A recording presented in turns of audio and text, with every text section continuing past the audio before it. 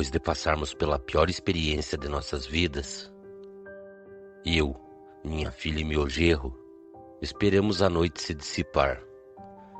E ao primeiro raio de sol adentrar a sala da casa, tão logo saímos para fora, eu pude ver que o estrago que foi feito em meu carro foi grande.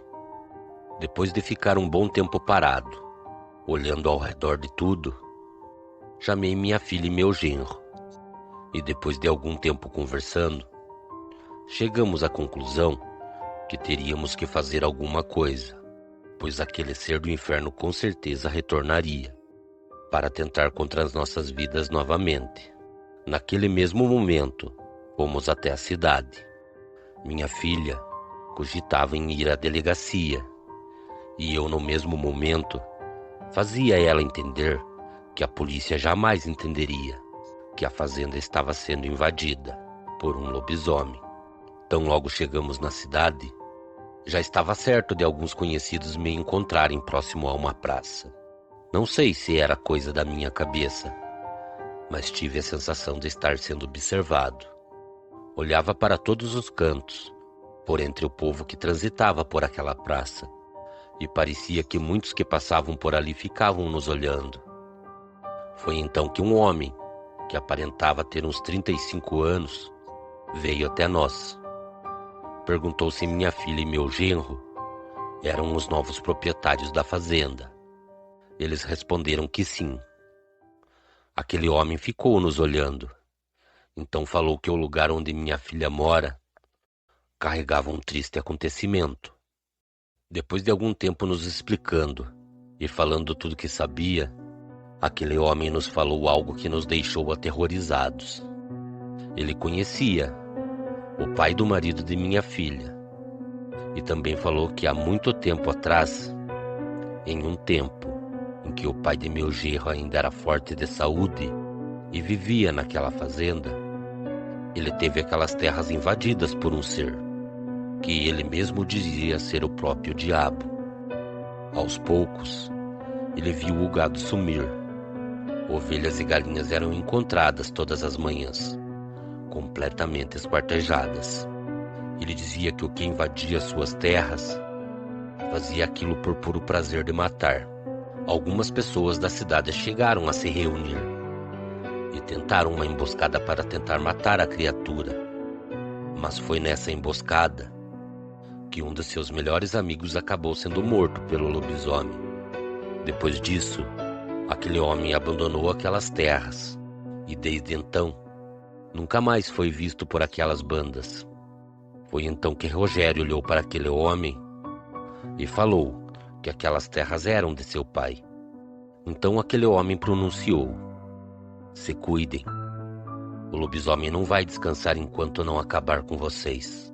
Vocês terão que dar cabo da criatura antes que ela acabe dando cabo de vocês."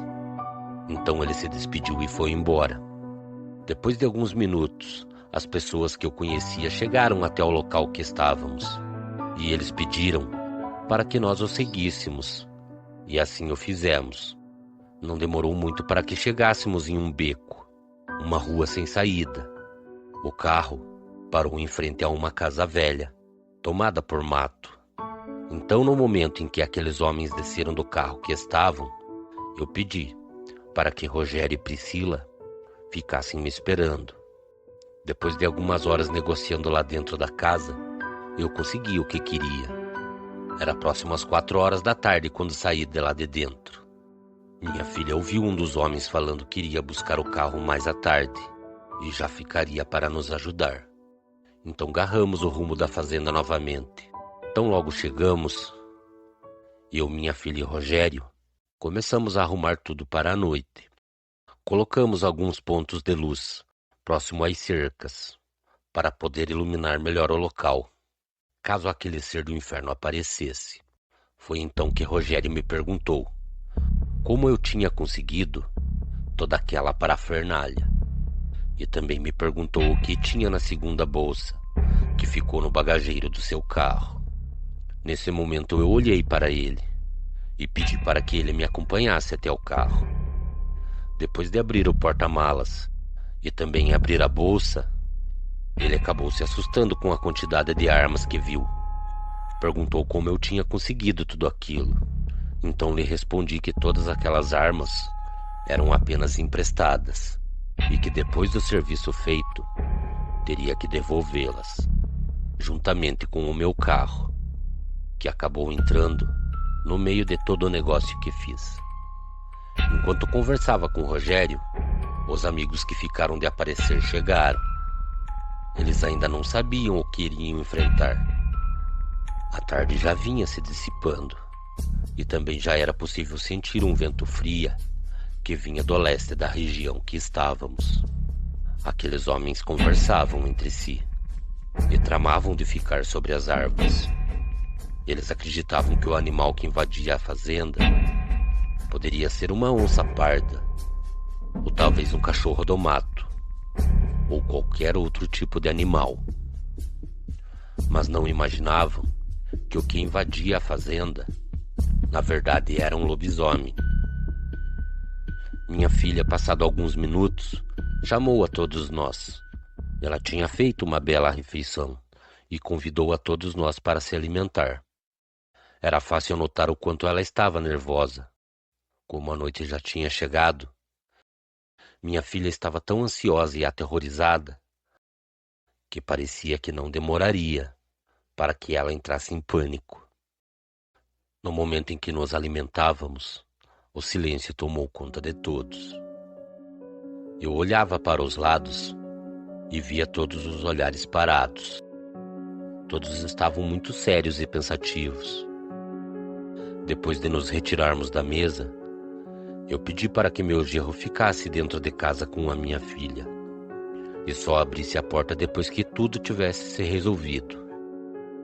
E eu o chamar. Naquele momento, alguns homens subiram sobre as árvores, outros em cima do galinheiro, e eu fiquei atrás do carro de Rogério. Quando foi próximo às 11 da noite, já era possível ouvir a algazarra de cachorros que vinham acompanhando algo por entre a mata. Também era possível ouvir os gritos que a criatura dava, gritos que se misturavam com uivos. E antes mesmo que o maldito lobisomem chegasse à fazenda, o silêncio tomou conta de toda a mata. Nesse momento, um dos homens que estava em uma árvore acabou descendo. E no momento em que caminhava em direção à casa, acabou sendo atacado por aquela criatura do inferno. Nesse momento parecia que todos estavam tomando um choque de realidade, pois ninguém sabia como agir naquela situação. Foi então que, vendo que eu precisava tomar uma atitude, acabei abrindo fogo contra aquela criatura, que no mesmo momento largou aquele homem e acabou investindo um ataque sobre mim. Aquele ser deu um grande salto e veio em minha direção. Todos abriram fogo, mas parecia que aquele ser do inferno nem sentia as balas que atingiam o seu corpo. Descarreguei a arma que estava em punho, mas aquela criatura estava determinada a acabar com a minha vida. Depois de acabar sofrendo o ataque do lobisomem, eu conseguia sentir os seus dentes sendo cravados em meu ombro. Eu estava sendo arrastado para a mata.